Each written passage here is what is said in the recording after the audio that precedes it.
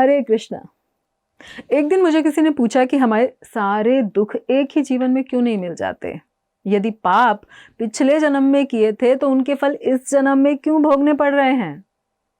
कर्मों के फल अनेक जन्मों के बाद भी हमें क्यों भोगने पड़ते हैं? तो मैंने उनसे कहा कि इसे ऐसे समझने की कोशिश करें कि क्या कोई किसान जिसने आम का, नारियल का, नीम का बीज बोया है, वो एक ही समय पर उनके उगने की आशा कर सकता है?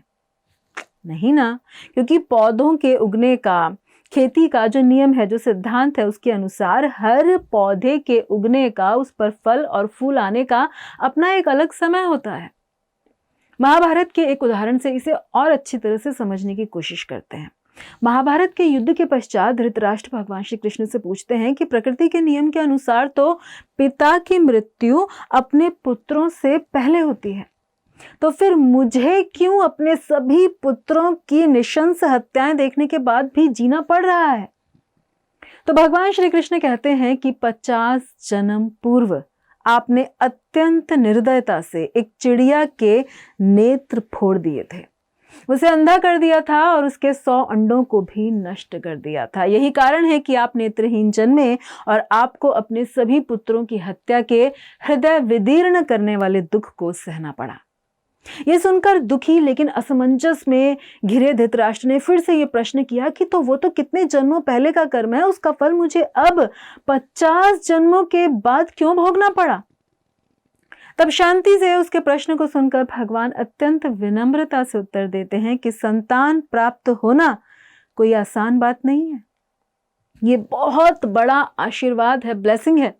बल्कि एक बच्चे का पिता होने के लिए भी व्यक्ति के पास कुछ पुण्य संचित होने चाहिए, तो फिर 100 शक्तिशाली, वीर, पराक्रमी, बलशाली पुत्रों का पिता होना कितने सौभाग्य की बात है, कितना पुण्य चाहिए उसके लिए।